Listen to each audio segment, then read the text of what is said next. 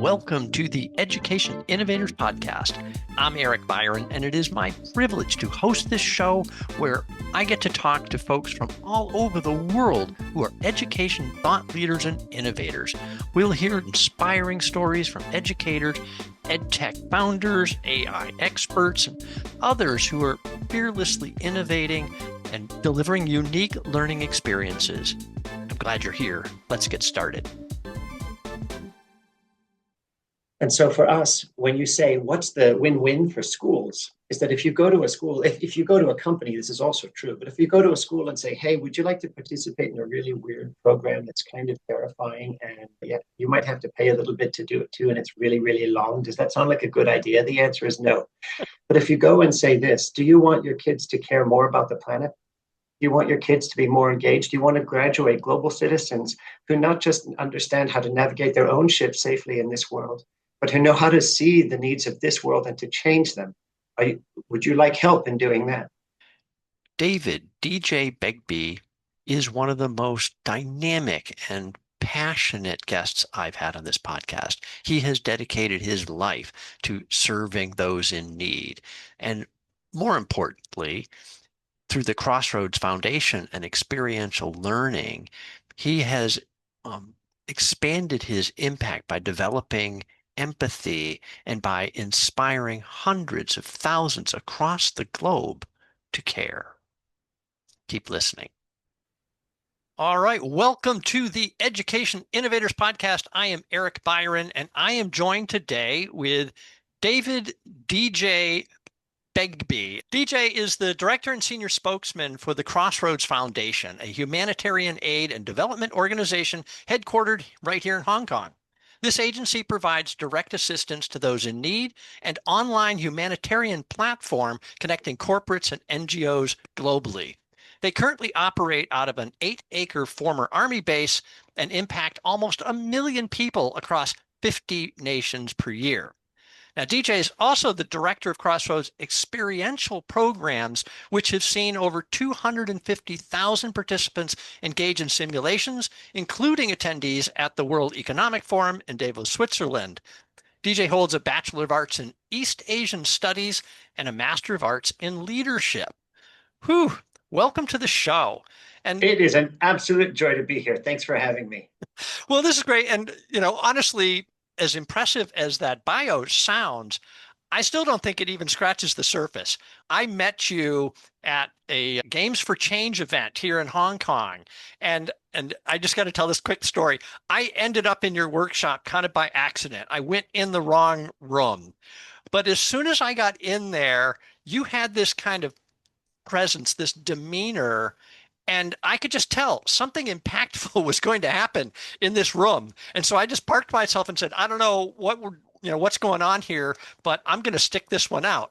And I was so glad that I did. I mean, it was the one on water conservation. Yes, it was. That's right. Yes. Yep. And yeah, I guess it qualifies as one of those experiential learning, although it was a brief period. What did we have? Less than an hour, probably, I guess, to go through it. But it impacted me. It did. I'm still find myself every time I turn the faucet on, I'm going, all right, I got to keep this short now. How do I conserve water? So it made a difference. And so I wanted to have you come on the show and really talk about that. How do you have an impact? Experiential learning it's different, right? What you're doing is not your typical, here, let me put a PowerPoint presentation up and lecture you on something, right? Yeah. And so that's what we're going to dig into today. I hope you're going to have fun with me. Well, I'm looking forward to it. And can I just say thank you for sticking around the room. I would say that our hearts align when it comes to that yearning for impact. Mm-hmm. And I think it is perhaps that same place that was the genesis for all of these programs. Truly for us, we had no intention of ever planning to do simulations or experiential programs or immersive learning. Our background, as you summarized there well, is humanitarian aid. One of the interesting things about Hong Kong, as you know, is that there is no large secondhand culture here. And so my family, we were based here. And I think like many of your listeners, we'd had the privilege of traveling. We walked the world. We saw many beautiful parts. But we also saw many parts that were in need. Mm. And that troubled our hearts. One of the challenges I think we face when we fight or when we see poverty or need is that it compels our heart to respond, but it doesn't always tell us how. It doesn't tell us what to do. And for us as a family, we wrestled because we were living in Asia. We were privileged in sort of the expat life that many of us have been granted and given. But we struggled because we looked at all of this need and we didn't know how to respond. And so initially, we spoke to NGOs across the region and we said to them, how best do we serve you? And really, these NGOs came back with a very mighty word. They said to us this, they said, please, could you just be you? Because we don't have you, not your skills. My father was in accounting, my mother was in PR. And so they said, please, could you from that platform help serve this planet? So we did. We were living in Hong Kong. I was attending an international school. In our free time, we pro bono helped people. And then one night the phone rang. And one of the charities called my parents and said, I'm terribly sorry to bother you, but 2 million people have just lost everything in the worst flood in 100 years. And these charities said to my family, what can you do? And I don't know, Eric, how you would respond if someone called you and said, hi, Eric, 2 million people have lost everything. What can you do? Honestly, we had no answer. We said we'd try. We offered our skills, and the lady said to us this time, no. Previously, that has helped, but it's minus 20 degrees. They need clothing or they'll die. Please, can you help me find clothing? We put the phone down, stunned, went to go visit my godmother in hospital, and as we were standing there, overheard 2 women near us speaking. One lady said to the other, I'm sorry to bother you, but I have all this stuff I want to give to people in need. I don't know anyone in need. Do you know anyone in need? And the other lady was like, oh, I don't know anyone in need. And we tapped them on the shoulders and said, I'm sorry for eavesdropping, but we know 2 million people who could use these resources. And those ladies, between the 2 of them, had 19 cartons of surplus clothing. We sent them off. More was requested. A school gave us 72, 136. And it was like a hole opened in the heavens and resources just began to flow. And a funny thing, as I mentioned at the beginning about Hong Kong, is that we in Hong Kong don't have a very large secondhand culture. It's not really our scene in Hong Kong. And suddenly it was as if this reservoir of resources was banking up and the finger had been pulled from the dam. And suddenly these resources flowed. A bank called. They said, we're moving. Can you take our old computers? They had 500 computers. And then another bank called. They wanted to get rid of their furniture. We said, how many pieces? And they said, we have 10 floors of furniture. And then airlines gave us all of their blankets and shipping containers, shoes, and just this thing snowballed. And so we moved to Hong Kong's old airport. That was our second warehouse. And where we currently serve from today is this 8.5-acre former army base, hundreds of containers of resources. Half go regionally and half have hit over 100 countries around the world. This was us. Our job was serving people in need as us. That was what we did. But then something happened that began to shift scale that we had not. It was just beautiful. It stunned us. I think any of your listeners living in Asia would know this, that for an anniversary, charities typically go to a 5-star hotel for a fundraising gala event. That's often how an anniversary passes in a charity. And that's wonderful if that is your scene. But our challenge is that at Crossroads, where we serve, none of us is salaried. So we have about 65 people from 20 nations around the world. They are full-time, unsalaried volunteers. And then each year they manage thousands of part-time volunteers who come and serve. They too are unpaid. And so in this model, there was no finance. There were no finances to attend or create a 5-star moment. But I think, honestly, if we had the money, I still don't think that's where we would have spent it. Yeah. And so we asked this question, how can we use this moment, this anniversary celebration, to thank Hong Kong, but to show people why we serve. And this most unusual idea crossed our minds. I was talking with my executive director at the time, who was also my mother. And she said to me, if you could do anything, what would you like to do? And I said, what I would love to do? What I'd love to do is to bring CEOs out to our barracks, and when they come, to strip them of their possessions and just take away their wallet, their watch, their cell phone, their laptop, give them hammers, nails, and trash, and let them build slums and sleep on the ground and eat with their hands, and just for a moment feel a fraction of what it's like for those we serve. So we did this once. We brought these CEOs out, and I thought they would kill us or run or both. But one of the CEOs came to me and he said, this was huge. He said, in my life, I've had 3 powerful moments. The day I was married, the day I saw my first child born, and this program. He said, I want my office to get what I'm getting, but I can't do 24 hours. Do you have a 2 or 3 hour program that can just help my office care? And then principals came to us and they said, my teachers, I want them to teach with compassion and empathy in every subject, not just humanities. Can I bring all of my faculty? And then the faculty said, my kids have grown up thinking the world is like the US or the UK. They don't understand that the world is in need, and more importantly, that the world needs them. Can I bring my kids out? And so suddenly these programs exploded around us, and then we were asked for more. Poverty, they said, was one issue, but what about displaced people? What about HIV? What about the environment? What about natural disasters? What about these programs grew? And our background in development work, as you articulated, one of our platforms involves linking global product and global need. So companies around the world can donate what they have, charities can say what they need, and this platform, Global Hand, links them.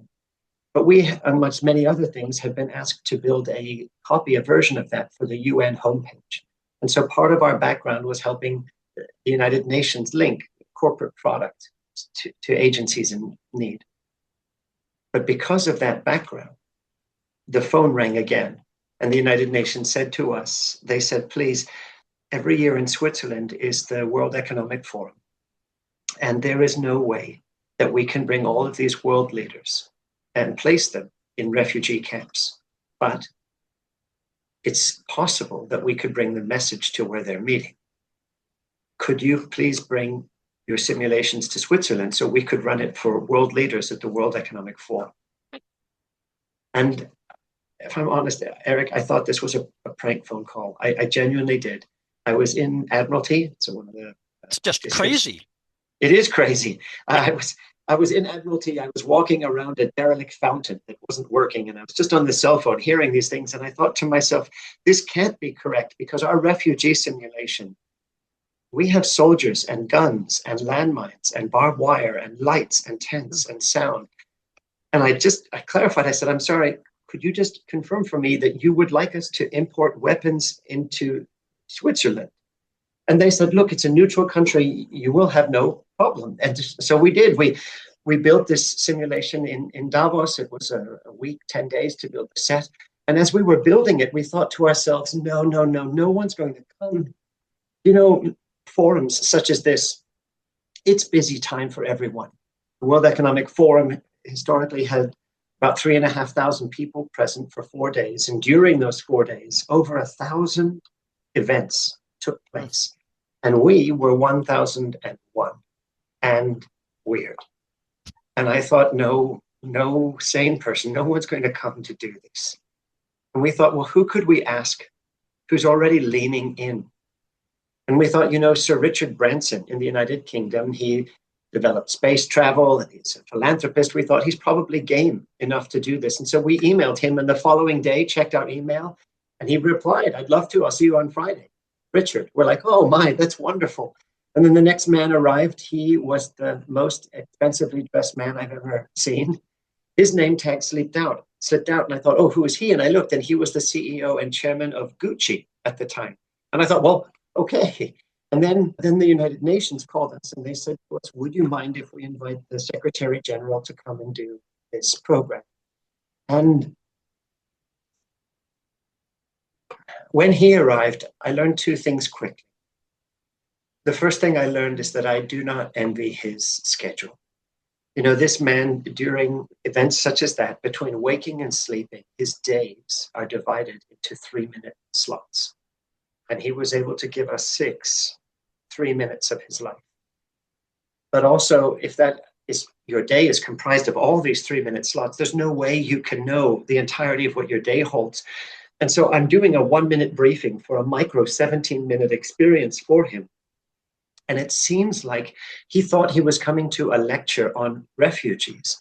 And I suddenly was thinking, oh dear, this is not good, because our refugee simulation is not set in any nation, but it feels a little bit perhaps Central Asian, or let me just say there are carpets on the floor and on the wall, and you could imagine that scene set up. And so when he walks in, there is a village leader standing at the front.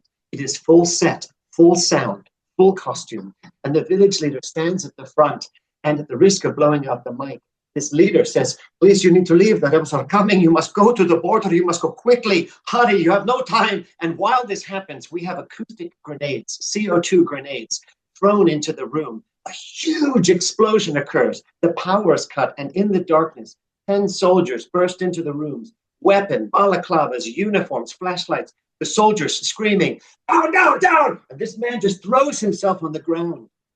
And we've had 3 security teams check to make sure that our guns wouldn't gun him nor our bombs bomb him.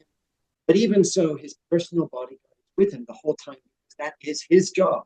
And as the soldiers burst in, you could see from the photos that the bodyguard had his hand in his coat, holding his actual weapon.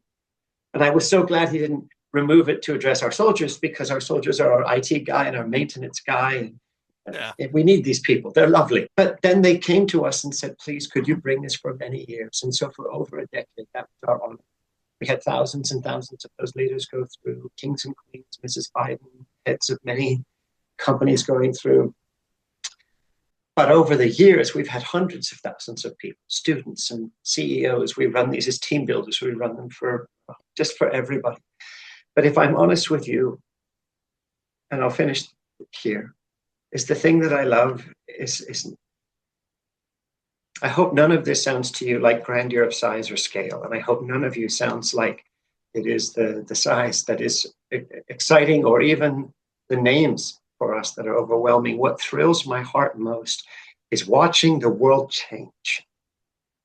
I love watching people go through these programs, students, for example, going through these programs, and suddenly they begin to look at this world's need. They suddenly begin to think about purpose, and they reevaluate how they're going to college, why they're going to university, where they're going, what they're going to be when they grow up, not changing who they are, but somehow applying it strategically to make a difference. Watching companies go through these programs who had no meaningful engagement with changing this planet suddenly pivot.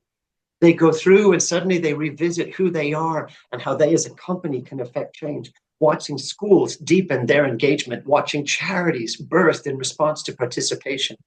And I think for us, ultimately, what is encouraging is that as people go through these programs, it seems that as their own hearts are inflamed, impassioned, and empowered, suddenly they hear the same thing that my parents heard. That someone says to them, be you, be you. And in that place, strategically being you, watch how this world can change through who you are. And so when you squint at our work, there are 2 sides. One is helping, but the other is scaling up help, allowing others to hear that call to be you themselves, and then watching with joy as they run in response. That's who we are. Wow, this is such a powerful story, and I love the way you tell it, because you tell it with heart and passion and emotion. And well, we talked earlier, right, about telling stories, and to me, the best stories, whether it's in a video game or in a book, right, are stories that cause us to have emotional response to it. So yeah, that was great. Thank you so much for sharing that story. It's incredible, the impact. And we're going to get to, I'm actually have a question prepared later for how we measure that success, not in the number of people who participate, but in real impact. But first, I want to get a little bit more about you. So, because you're a driver of this thing, and you've come up with, this experiential learning thing. And so I want to dig in a little bit. So first of all, so you were honored back in 2020, one of Asia's most influential. And I found this quote from you when I was researching that. So I'm just gonna read this out. It says, the yearning is there, but people feel too small. So perhaps the question is not, do you feel big enough to make a difference? Perhaps it's, who are you? What skills do you have? There's something that each of us can do to make a difference. And the collaborative effect of what these small efforts can do, none of us can imagine. So, DJ, who are you and what skills do you have? None. The qualifications that I bring to the table is that I believed I was too small. That's the qualifications I bring. And I tell you, I, for many years, wrestled with that because ever since I was a kid, just personally, my passport would tell you that I come from Australia. That's what my passport tells me, but I've never lived there. At least I have no memories. I grew up everywhere else. I spent 7 years in the Philippines and 9 in Hong Kong, 2 in the States and 1 in China, and 1 in the States and 2 in Hong Kong, and 2 in the States and like 20 in Hong Kong. And then during that time, spent a huge amount of time traveling around the planet. And my wrestle was this, that as an individual, I cared deeply. But I was the one who felt too small to make a difference. I genuinely did. I looked at all of my peers, people who'd studied communication or IT or many other skills that I felt were hard skills that could change the world. And I just looked at myself and I thought, I have nothing. And so for many years, I actually just called myself the chief coffee maker. I was working in this NGO here, and I loved the mission and the heart and the purpose and the why, but I just really felt that I brought nothing bar coffee. And I make a mean coffee, Eric. If you'd ever like to cup, just let me know. I got you. Okay. But I really wrestled because I felt too small to make a difference. And I genuinely believed everyone else had something to offer, but not me. And that living in such a place tears you in half if you care. Because you care about the world, you long to make a difference, and you can see no bridge, no link between who you are. And I think for me, there were a couple of turning points where one of them was on a train in the middle of Kazakhstan. I was talking again with my directors, who happened at that time still to be my parents. And I was chatting with them, and just for some reason, somehow it sunk in that actually, though I could not see what I brought to the table, that I had something to bring to the table and it could be used. And not long after that, our 10th anniversary, these simulations began. And my non-academic background, Eric, is theater. I've not ever officially studied whatever, but there was no theatrical stuff my whole life that I have not been engaged in or doing, and everything from whatever you would imagine, musicals, but set design and lighting and any of that kind of thing. I just had a love for everything that was theater and ended up in it. And I enjoyed it profoundly. I traveled the world. I am very comfortable with accents. Just very, very comfortable. Sometimes very often, my wife will come into the bathroom where I'm brushing my teeth, and she will say to me, honey, who are you talking to? And I'm like, oh, me, I'm just talking to myself in some accent. And so I have all these accents that I love and a history of all of these things and a love for the poor. And suddenly when these simulations began, it was this most amazing moment. Hold on a second. But my heart for the poor and my building of sets and my understanding of theater and communication and acting and lighting design, these things can be used to make a difference and to help people that I love and care about. And suddenly it was just exciting, but the conviction that sat in my soul and rests there still is that if someone like me can be used, if someone who really genuinely has nothing to offer, no skills, if someone like me can be used, then as I look at the sea of faces in front of me, how much more so them? How much more so these amazing people, the next generation, the companies we're dealing with, how much more can they be used to make a difference? And so for me, part of who is DJ, it is that pivotal Genesis moment of realizing that I can be used, could be used. And the joy of that is something that I find delight in being able to allow others too to see that their lives can also make a difference. So that's a little bit of the weird quirk. All right, let's take our quick commercial break in the middle. I do this every episode to plug the human intelligence movement. And no, this is not a paid advertisement. I'm just a fan. The mission of the human intelligence movement is to ensure all students have the skills to thrive and succeed in an AI world. They're doing great work. You should connect with them. I've got a link in the show notes, so please get involved in the human intelligence movement. All right, now back to my conversation with DJ as we dig deeper into the power of experiential learning and making an emotional connection that inspires empathy.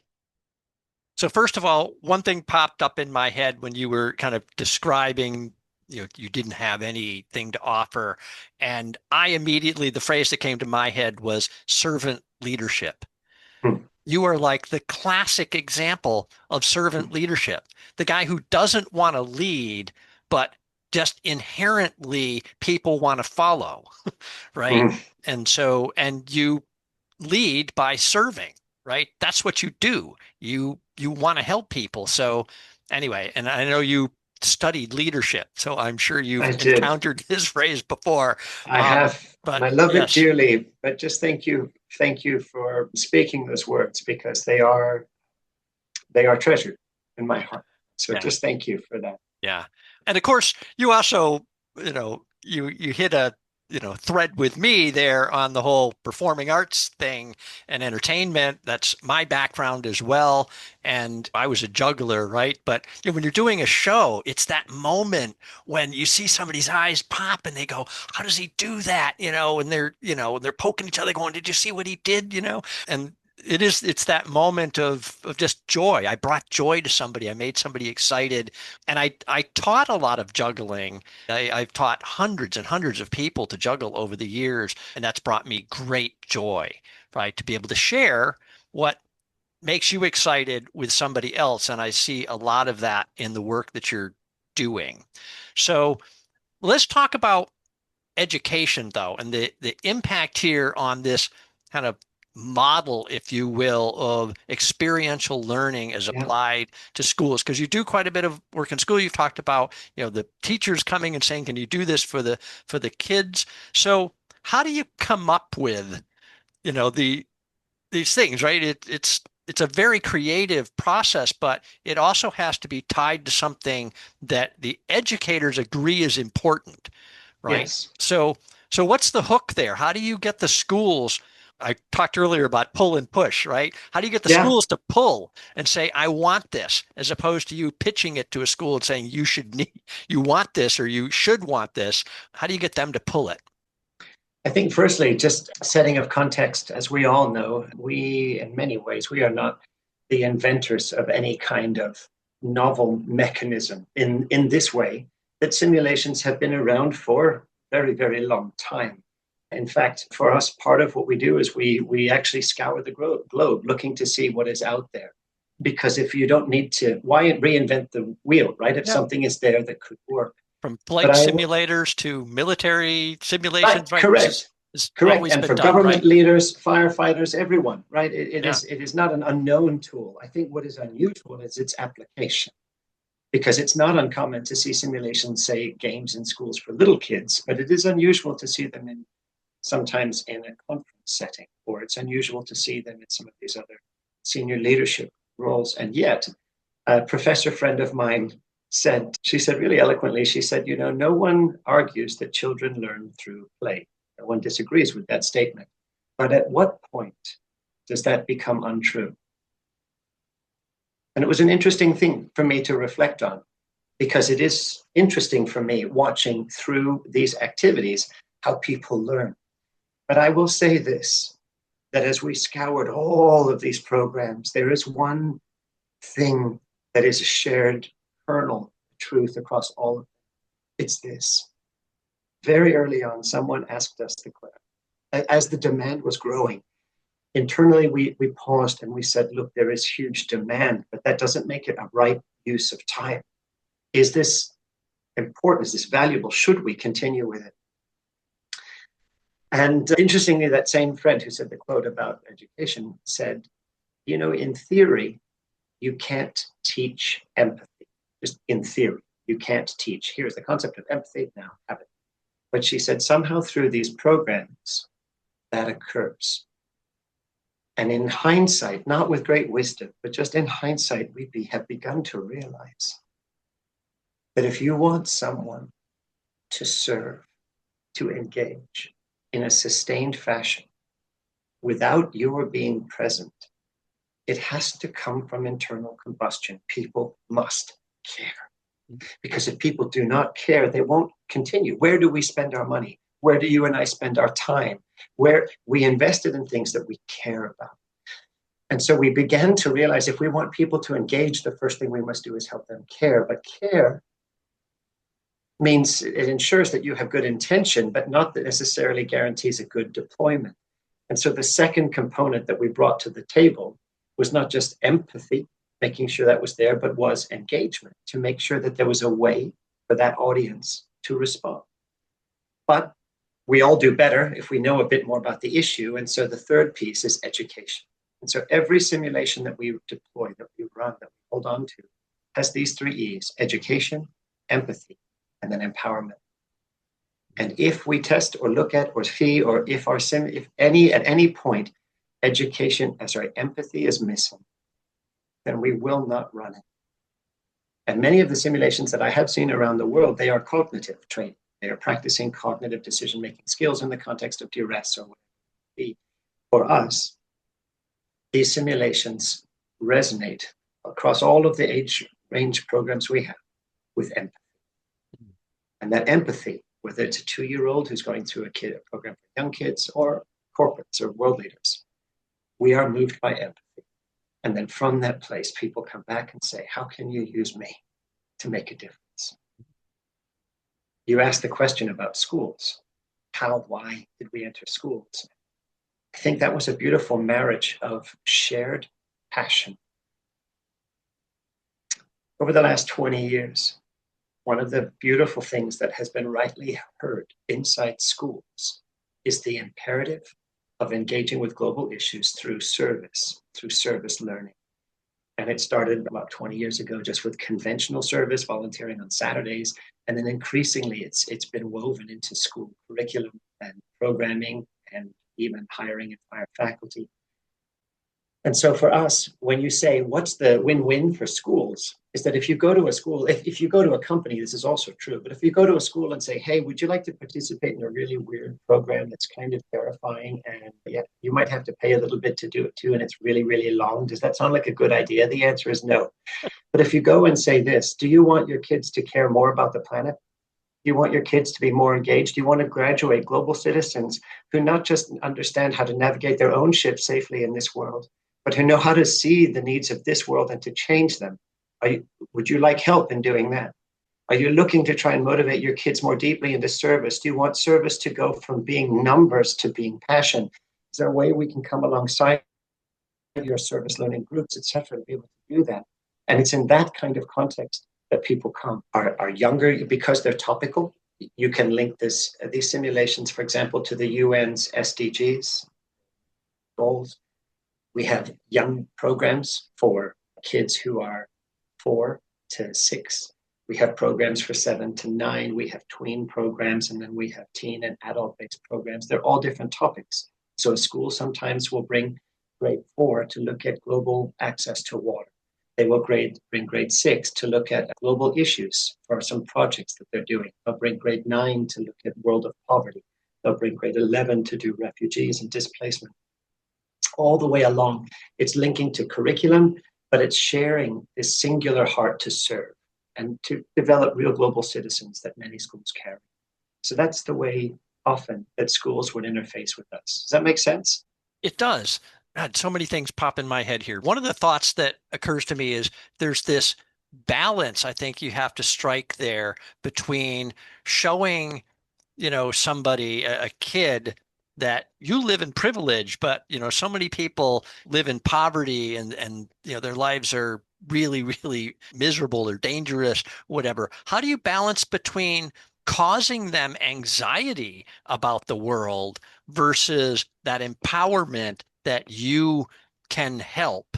So, because I worry that just some kids I remember my own son at one point was having a series of nightmares at night, and we couldn't figure out initially what was causing him to have all these nightmares. We finally realized he had seen the news talk about some devastating storm that had, wiped out this whole community or whatever, and he was worrying about, storms were going to come. And you'd love this. For night after night, we did the story of the three pigs and the huff and they puff and they blow the house down. And then, I would knock on the walls and go, yeah, see, our house is made of bricks. It's going to stand. Nobody's going to huff and puff and blow our house down. And we got him through that phase. But now he was very young, at that point, 3, 4 years old. But I worry that some of these programs could actually have almost the opposite effect, induce stress and concern and be overwhelmed by the need as opposed to feeling you can help. So how do you balance that? I would love you to ask me that question specifically in a moment about our refugee simulation, which is probably the most intense one. But I'd love to respond, if it's okay, in a principle for all of them. And the principle for all of them is that there is joy in realizing that your life can make a difference. A teacher at a high school that I know, they run a humanities class. It's humanities in action. It's about service. He asked the kids to draw a picture of themselves. And so one young girl, she drew a picture of herself. And she was surrounded by iPads and technology and all of those kinds of things. And the girl at the center of this drawing was weeping.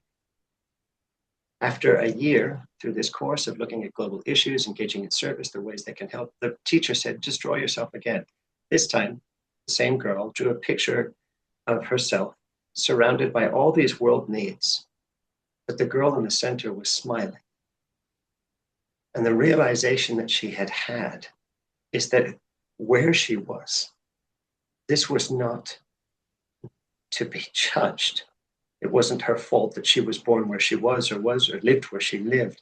But this was not about her. It was a platform from which her life could actually be used to make a difference. And suddenly that purpose meant that she had such joy, and it shaped who she was and where she headed.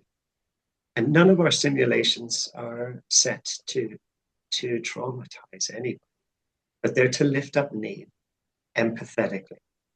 If I walk not even a mile in someone else's shoes, in some of our simulations, if you literally walk 10 steps in someone else's shoes, it already gives you a sense of, whoa, that was age appropriately difficult.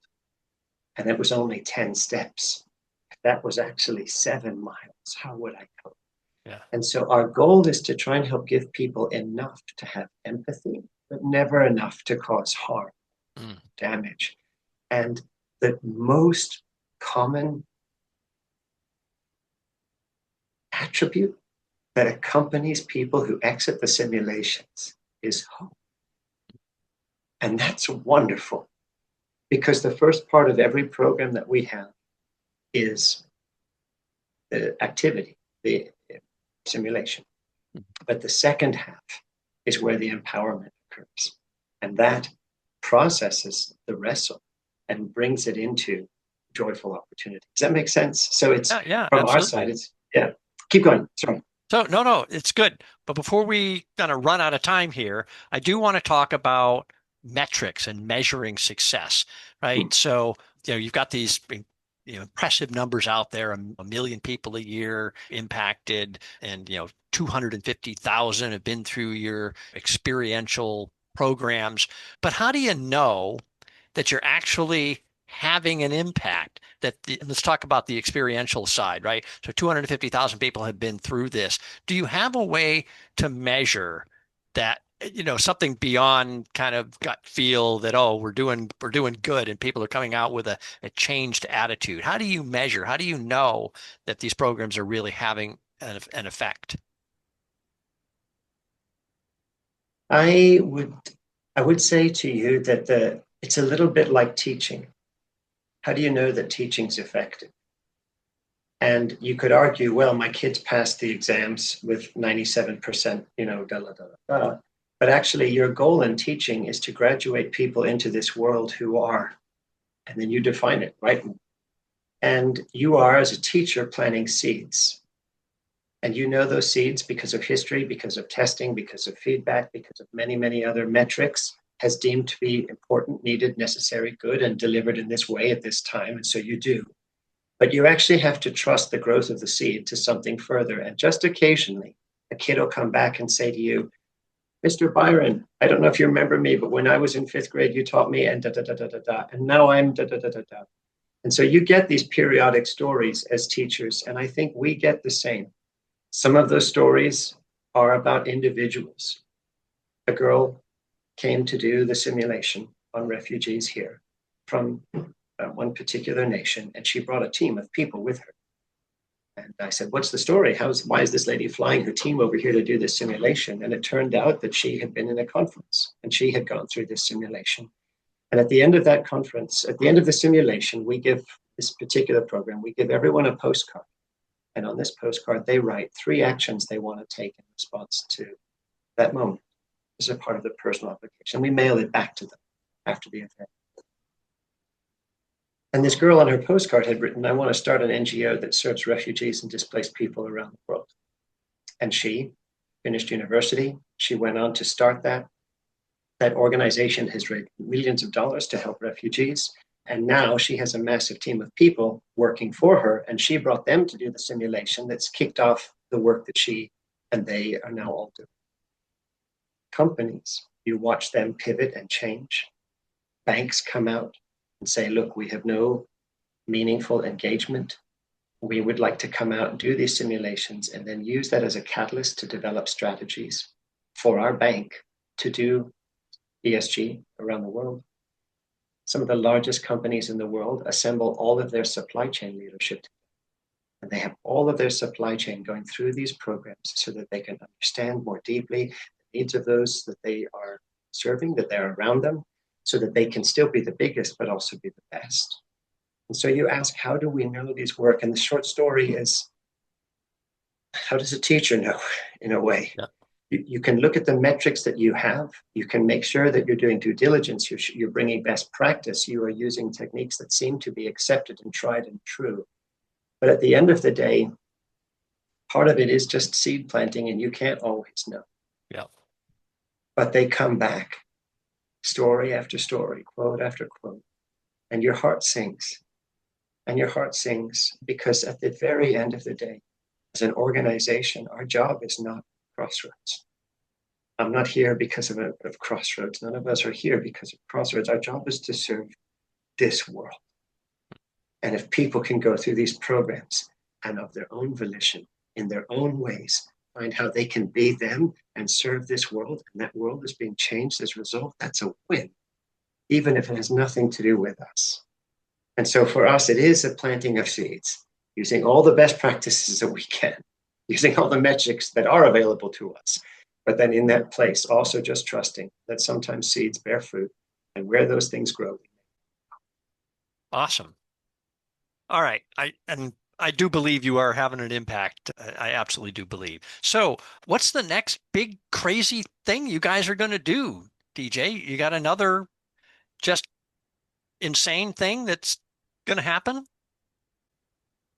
There are many conversations that are afoot, but 2 things that are encouraging at the moment. One thing that we're looking to do is we're actually looking to try and see how we can open up our site here where we are, at least for this moment, and go from just being a place that delivers book programming to actually being like a global village that can be more open to the public, where families can walk in and these kinds of things, because we want to continue, so far as we are able, to scale up impact so that scaled up change can occur.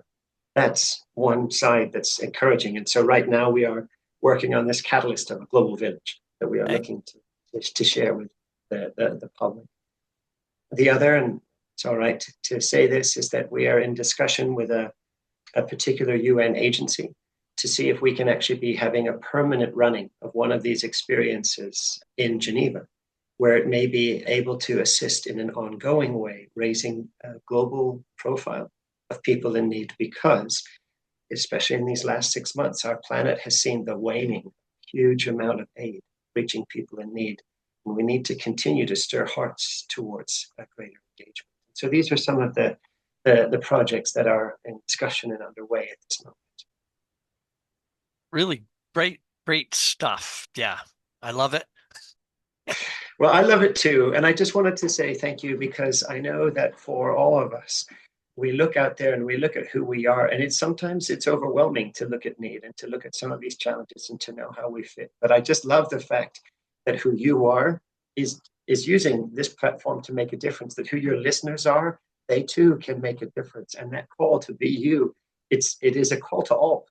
And for me, it is that encourages me. And so just thank you for allowing us to be a part of not just your platform, but your purpose, to understand how we can scale change and see this world, even through tools such as this, to impact those in need.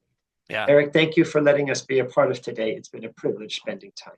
Yes, well, been my privilege, believe me. And I hope we get to interact some. To say I'm going to be volunteering there with Crossroads, and I actually do have an idea for a program. So I'll send you a note on, Stay tuned. on that. Yeah, stay tuned. Stay tuned. So hopefully we can All have some right, fun developing something together. Yeah. Well, thank you for this time, and Okay. it's been a privilege. I know you got to go. So thank you so much. Speak to you soon. Bye-bye. Right. Bye. The power of being you. DJ has shown us that we don't have to be a superhero. And he's also shown us the power of experiential learning to create an emotional response, to inspire empathy and a desire to do what we are uniquely capable of doing to make this world a better place for those who are less privileged. I love the 3 E's, right? You remember this? So education, empathy, and empowerment, right? These are the elements of effective experiential learning. And so, and it's possible, he has proved this, right? It is possible to inspire, maybe not teach, but inspire empathy for students so they learn to care and to get involved. I'm Eric Byron. Thanks for listening to the Education Innovators Podcast. I truly hope you will subscribe and share. I've got this great list of guests lined up with wonderful stories of innovation and education you don't want to miss. All right. Thanks to DJ and to all those other innovators in education out there. Keep doing what you're doing. You are making a difference.